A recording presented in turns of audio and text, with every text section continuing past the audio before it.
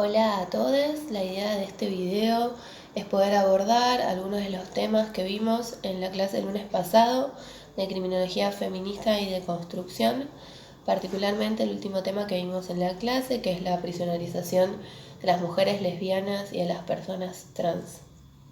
La idea es hacer un repaso de los conceptos centrales para que les sirva a ustedes para poder seguir estudiando en sus casas. En primer término, cuando hablamos de esta temática, lo importante que hay que destacar es que las mujeres lesbianas y personas trans detenidas sufren un estigma mucho mayor que los varones que se encuentran en la misma situación. Esto tiene principalmente dos causas: el haber roto con el rol que les es asignado socialmente de mujer sumisa y madre presente, y también tiene que ver con la falta de leyes políticas adecuadas para abordar sus problemáticas particulares.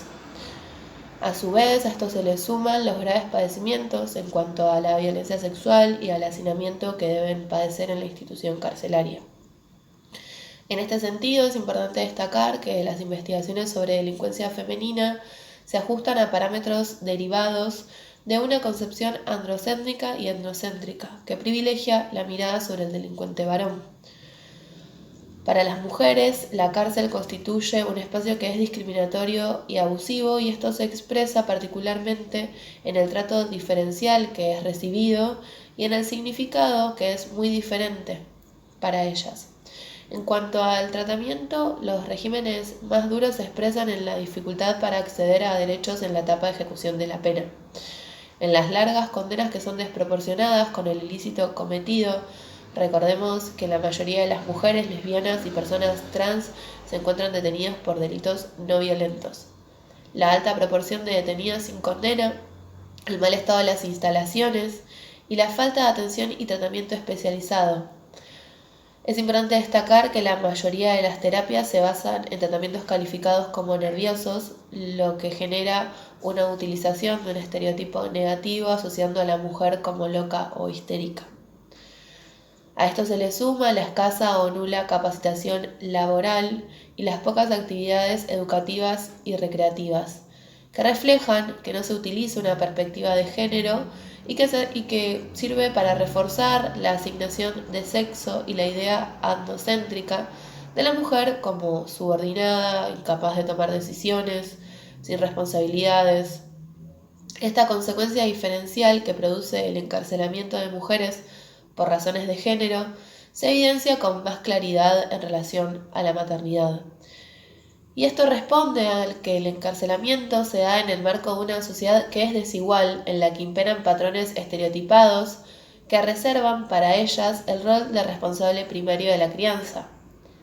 El encarcelamiento les impide desempeñar dicho rol, lo que implica un plus punitivo que no está considerado por las normas vigentes ni suele ser advertido por los operadores judiciales. Si bien la legislación argentina refuerza esta esencialización, ya que la ley solo permite a las mujeres mantener con ellas en prisión a sus hijos menores de 4 años y solo a ellas les autoriza obtener el arresto domiciliario si tienen hijos menores de 5 años, el reconocimiento legal no se encuentra acompañado por medidas destinadas a posibilitar su ejercicio en los penales.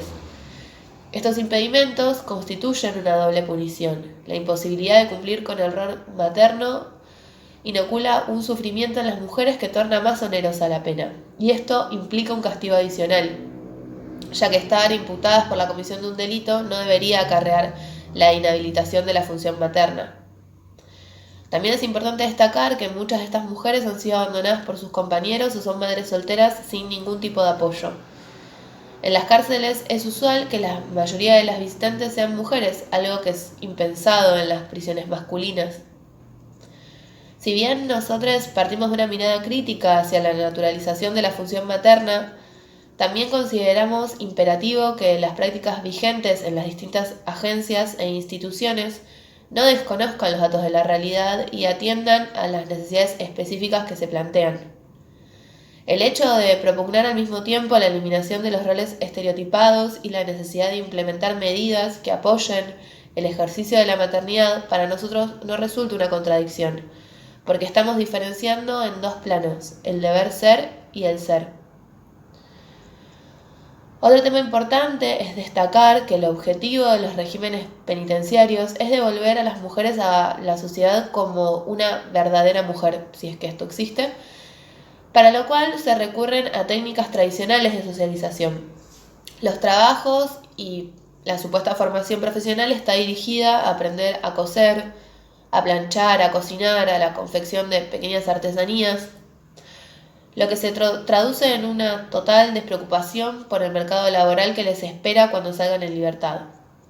Y así reproduce los vínculos que maternalizan e infantilizan a las mujeres. Como ya señalamos, una de las grandes preocupaciones de las mujeres encarceladas es la presencia de sus hijos menores de edad. Las legislaciones latinoamericanas contemplan la posibilidad de permanencia con sus madres por un periodo de tiempo que va desde el nacimiento hasta los 4 años, y en algunos casos este periodo se extiende. Los espacios carcelarios que cuentan con guarderías son excepcionales, motivo por el cual las niñas suelen compartir el espacio y las condiciones de detención con el resto de las mujeres. Muchas veces esto depende de la capacidad física del establecimiento y del grado de hacinamiento. Esta situación, además de constituir una clara violación a los derechos humanos, implica un fuerte mecanismo de control social de la mujer, ya que las reclusas se ven obligadas a mantener una conducta sumisa para que las autoridades penitenciarias les permitan conservar a sus hijas. Además, ante una falta o una supuesta falta de la reclusa, se la sanciona prohibiéndole recibir llamadas o visitas, es decir, impidiendo el contacto con sus hijas. Este tipo de sanciones limita el derecho de la reclusa, pero también afecta el de sus hijas a mantener contacto con su madre. Mientras el Estado tiene normas específicas para las hijas menores de 4 años de edad en cuanto a su permanencia en la cárcel, para los que ya han cumplido esa edad no existen mecanismos idóneos para asegurar sus derechos, brindarles contención y apoyo y asegurar la subsistencia del vínculo materno-familiar. Y también para detectar casos de abandono, maltrato o desamparo de les pibis. Por otro lado, las madres que conviven con sus hijos en las cárceles ven restringido su acceso a los programas laborales y educativos, porque deben ocuparse de su cuidado. Al mismo tiempo, separar a las mujeres de sus hijas es una forma de tortura, pues la presencia de ellas hace más llevadera la vida en la prisión. Sin embargo, esto puede significar una sociabilización negativa para las niñas.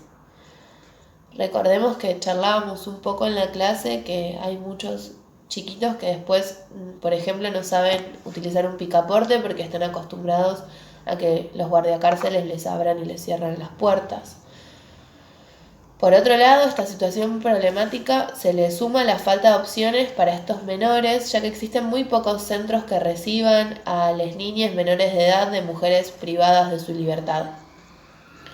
Todo esto se explica por la estructura matricentrada que prevalece en nuestra sociedad, caracterizada por la ausencia total o parcial del padre. También es importante que hablemos un poco de la situación de las madres lactantes o que acaban de dar a luz. Algunas legislaciones permiten la detención domiciliaria en tanto dure el periodo de embarazo y lactancia, aunque no siempre se encuentra contemplada en la norma jurídica.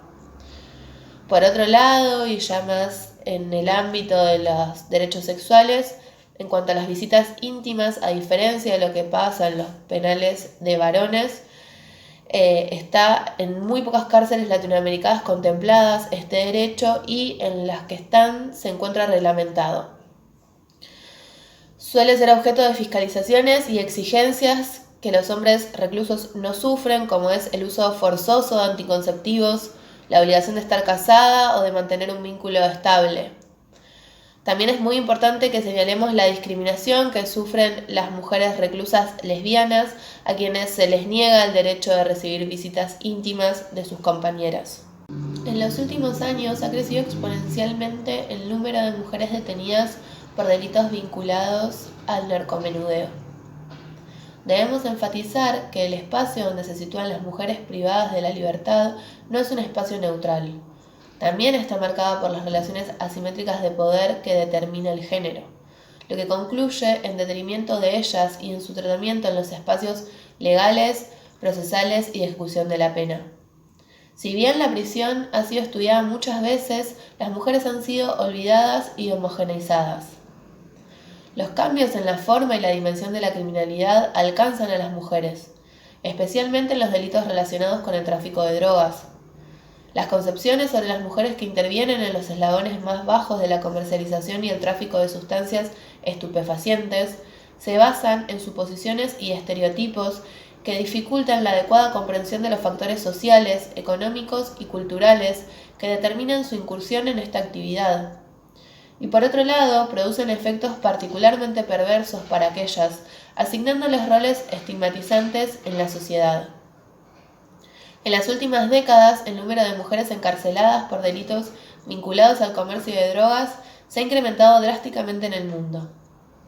Este incremento coincide con profundas modificaciones en el panorama político y global, que rediseñaron el mapa planetario y el tipo de vínculo entre los países.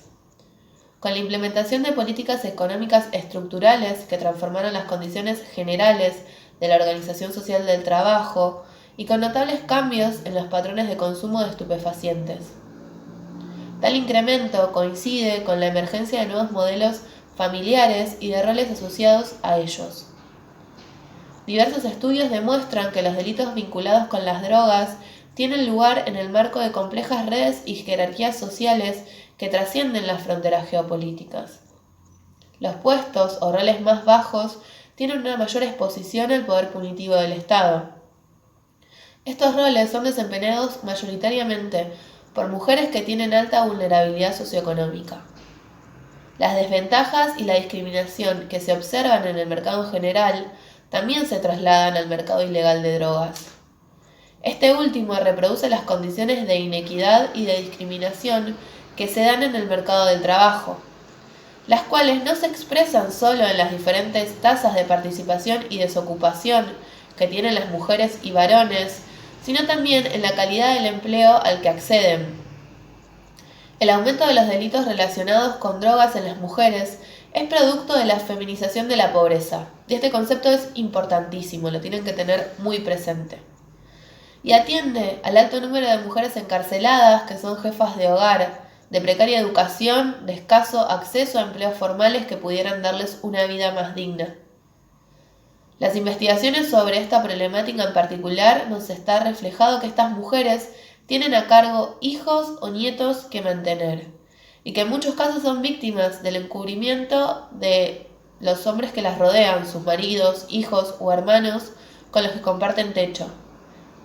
Este tipo de actividad les permite seguir desempeñando los roles de madre, de esposa, de abuela y de dueña de la casa.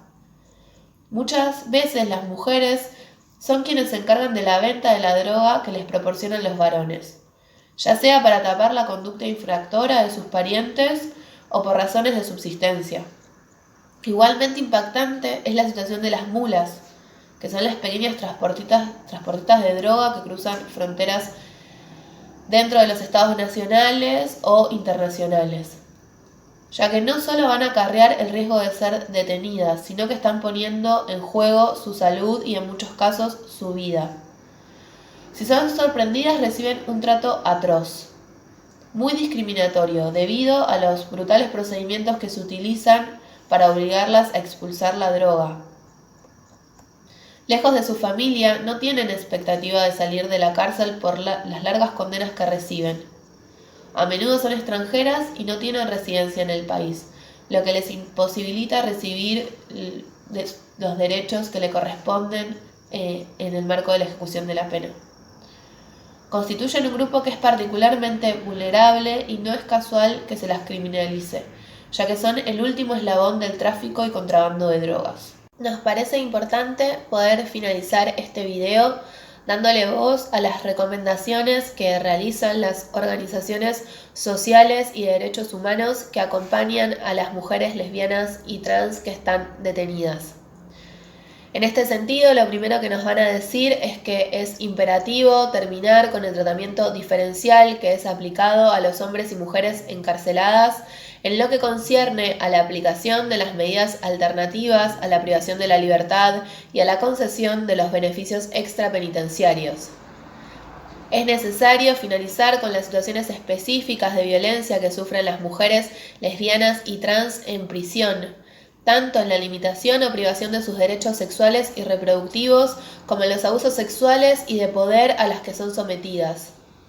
Se debe mejorar las prestaciones médicas y otorgarles una mejor asistencia jurídica. Hay que establecer un modelo de reinserción social que termine con los conceptos que legitiman los roles asignados por la división social del trabajo. Se debe reflexionar sobre la participación de las mujeres en los delitos relacionados con la droga. El proceso de criminalización de estas mujeres es abiertamente discriminador y excesivamente represivo y afecta a los sectores más bajos y vulnerables de la población, las mujeres pobres y jefas de hogar. Se debe incluir en las estrategias de defensa consideraciones de género y excluir la utilización de estereotipos de la mujer como enferma, loca o del papel de madre y cuidadora del hogar para obtener penas más benévolas o alcanzar una absolución. La inclusión de perspectivas de género en el ámbito de la defensa penal permite descubrir estereotipos que se encuentran naturalizados o bien identificar los efectos negativos que poseen algunas normas y criterios hermenéuticos que sirven de sustento para el mantenimiento de la violencia y la discriminación que sufren las mujeres. También es importante maximizar la aplicación de los tratados y convenciones internacionales, incluyendo los que contemplan los derechos de los menores de edad, como herramienta para solucionar la situación de lesijes de las mujeres privadas de su libertad, de modo de perjudicarlos lo menos posible. Existe una grave desproporción entre el daño social que producen los delitos por los que en general son encarceladas y el castigo al que son sometidas, no solo por la duración de las condenas impuestas, sino también por las consecuencias que acarrea la privación de la libertad, tanto para ellas como para sus familias. El encierro se traduce en el aumento de la vulnerabilidad de su núcleo familiar, cuando no en el desmembramiento de sus familias y el desamparo de sus hijas. Esperamos que los conceptos que desarrollamos en este video les haya servido y lo puedan utilizar para el análisis de los textos correspondientes a la clase de Criminología Feminista y de Construcción. Más allá de que hayamos grabado 3 videos por separado, la idea es que puedan interpretar y vincular los conceptos que fueron dados en el video 1 y en el video 2 de la clase.